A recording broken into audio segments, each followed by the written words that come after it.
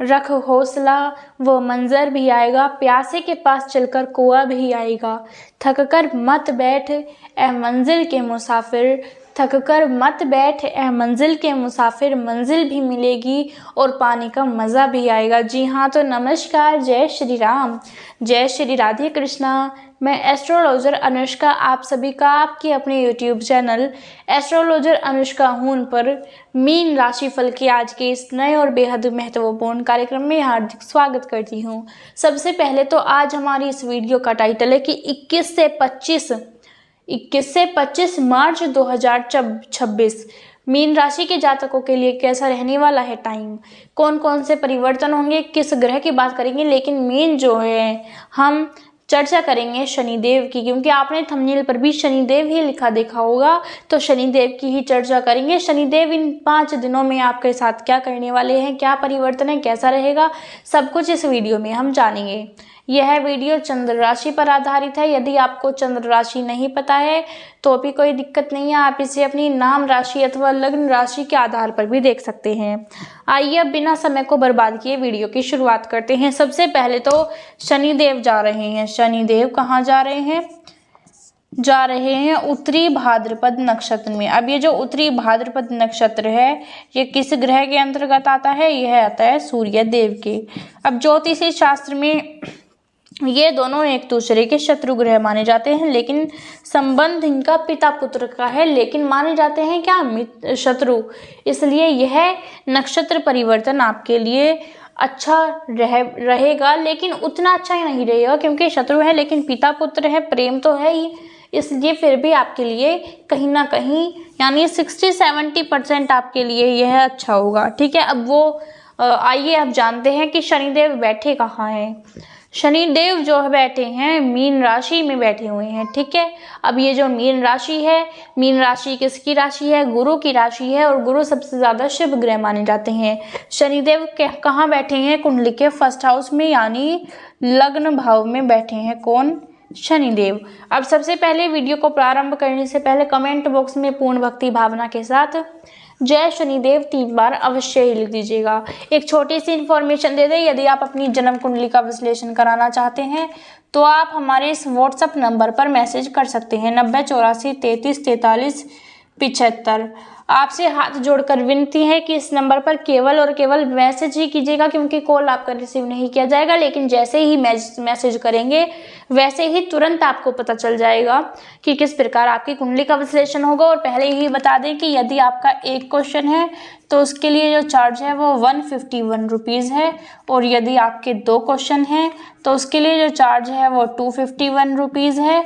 और यदि आप फुल एनालिसिस कराना चाहते हैं, कैसा? फुल यानी पूरी कुंडली का विश्लेषण कराना चाहते हैं तो उसके लिए जो चार्ज है वो है 1100 रुपीज़। ठीक है, बस आपको यहाँ पर ही अपने बता दिया है। अब आप अपनी मर्जी अनुसार हमसे व्हाट्सएप पर मैसेज करके पूछ सकते हैं। तो अब आइए जानते हैं, तो कहाँ बैठे हैं? शनिदेव बैठे हैं लग्न भाव में। अब सबसे पहले तो आपको यही जानना होगा कि लग्न भाव में शनिदेव बैठे हैं। इसके अलावा शनिदेव लग्न भाव में बैठने के बावजूद कौन कौन सी दृष्टियों की वजह से आपको क्या परिणाम देंगे। सबसे पहले तो शनिदेव की 3 दृष्टियाँ होती है। कौन कौन सी? तीसरी, 7वीं और 10वीं। ठीक है, ये 3 दृष्टि हो गई। ठीक है, फर्स्ट, सेकंड, थर्ड। तीसरी दृष्टि जा रही है आपकी कुंडली के 3rd हाउस पर, 7वीं दृष्टि जाएगी 7वें हाउस पर, और 10वीं दृष्टि जाएगी 10वें भाव पर। ठीक है, ये सभी तो आपकी बातें हैं कि दृष्टि की वजह से क्या होगा। सबसे पहले तो तीसरे घर पर दृष्टि जाने का मतलब है, तीसरा घर दिखाता है लॉन्ग डिस्टेंस को, यानी लंबी यात्राओं को दिखाता है। और किसकी दृष्टि जा रही है? शनिदेव की। तो आप यह समझ जाइए कि शनिदेव और राहु इन दोनों का काम होता है हमें विदेश की यात्राओं पर ले जाना। ये सबसे ज्यादा काम इन दोनों का ही होता है। अब शनिदेव की दृष्टि ही वहीं जा रही है जो कि लॉन्ग डिस्टेंस को दिखाता है, तो इसका मतलब क्या हुआ? विदेश की यात्राओं के योग बहुत ही ज्यादा बन रहे हैं, यानी इस टाइम पर विदेश की यात्राओं पर जाने के योग बन रहे हैं। आप इन दिनों में जॉब चेंज करना चाहते हैं, जॉब चेंज कर सकते हैं। और ऐसा टाइम कब तक के लिए है? जब तक कि शनिदेव अपना नक्षत्र परिवर्तन दोबारा से नहीं कर लेते हैं। जब तक इस नक्षत्र में रहेंगे ऐसा ही आपके साथ होगा। ठीक है, विदेश में जॉब चेंज करना चाहते हैं कर सकते हैं, कोई बिजनेस व्यापार आप करना चाहते हैं कर सकते हैं। इसके अलावा वीज़ा या फिर पासपोर्ट में दिक्कतें हो रही थी वो सभी दूर होंगी, वीज़ा आपका लग जाएगा। साथ ही आपको बता दें यहाँ पर मीन राशि के जातकों के लिए तीसरे घर पर दृष्टि जाने का मतलब यह भी है कि इस टाइम पर आपकी माता के साथ आपका रिलेशन जो है बहुत ही ज़्यादा मजबूत देखने को मिलेगा पिता के कंपेयर में, ठीक है। माता के साथ रिश्ता अच्छा होगा। और तीसरा घर कॉन्फिडेंस, साहस, हिम्मत, इन सब चीज़ को भी दिखाता है। और शनि देव तो वैसे ही ऐसे ग्रह हैं जो किसी ग्रह से डरते ही नहीं हैं, इसलिए कॉन्फिडेंस आपके अंदर बहुत ज़्यादा होगा। ऊपर से आपके अंदर साहस भी होगा, आप किसी भी चीज़ को लेकर के पूरे आत्मविश्वास होंगे, आत्मनिर्भर होंगे, किसी के ऊपर आप डिपेंड नहीं रहने वाले हैं।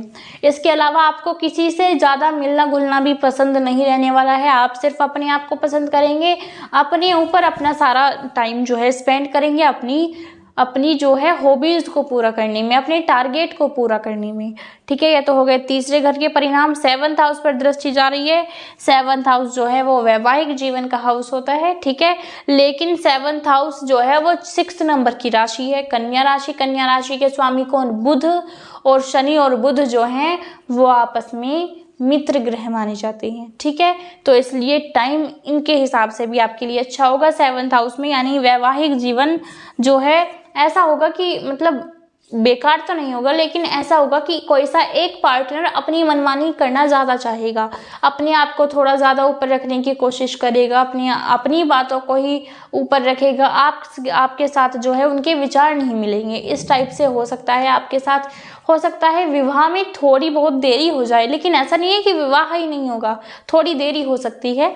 साथ ही बता दें, ये तो हो गए। इसके अलावा बिजनेस में पार्टनरशिप आपको करना इस टाइम पर पसंद नहीं रहने वाला है, क्योंकि शनि जो है वो सिर्फ दिखाते हैं अपने आप को, यानी सिर्फ अपने आप को ही पसंद करते हैं, दूसरों के साथ काम करना अभी आपको पसंद नहीं आने वाला है। साथ ही 10th हाउस पर दृष्टि जाने का मतलब क्या है? अब ये जो 10th हाउस है ये होता है कर्म स्थान, यानी अगर आप कर्म करेंगे तो ही फल मिलेंगे आपको, यानी इस टाइम पर यदि आप मेहनत करेंगे तो ही आपको फल मिलेंगे, आपको मेहनत करनी नहीं छोड़नी है। आप किसी भी नौकरी की तैयारी कर रहे हैं, मेहनत के बिना कुछ होने ही नहीं वाला है। बस आप थोड़ी सी और मेहनत कर लीजिए, फिर देखना आपका जो सपना है वो आपके सामने होगा, फिर आपको आपके सपने तक पहुंचने से कोई नहीं रोक सकता। इसलिए थोड़ी और मेहनत कर लीजिए, अपने ऊपर विश्वास रखिए। आप जब यहाँ तक इतनी दूर तक मेहनत करके आए हैं तो थोड़ी दूर के लिए मेहनत को क्यों तोड़ना, अपनी मेहनत को क्यों बर्बाद करना। और कोशिश करने वालों की कभी हार भी नहीं होती है, इसलिए आप हमेशा अपने टारगेट को अचीव करने की कोशिश ज़रूर ही करना, कभी भी मेहनत किसी की बेकार ही नहीं होती है, ठीक है। साथ ही मीन राशि के जातकों को बता दें, यहाँ पर 10th हाउस पर दृष्टि जाने से इसका मतलब यह भी है कि आपके कर्म आपके साथ होंगे, पिछले जन्मों का जो फल है वो भी आपको इस टाइम पर मिल सकते हैं, ऐसा सब कुछ आपके साथ होगा, ठीक है। तो मीन राशि वालों, यह था हमारा आज का कार्यक्रम। आशा करते हैं आपको हमारे बताने का और समझाने का तरीका सार्थक लगा होगा। तो यदि आप चैनल पर पहली बार आए हैं, चैनल को सब्सक्राइब अवश्य ही कीजिएगा। मिलते हैं बहुत ही जल्द नई वीडियो के साथ, तब तक के लिए जय हिंद, जय भारत, वंदे मातरम, जय श्री राधे कृष्णा, राधे राधे।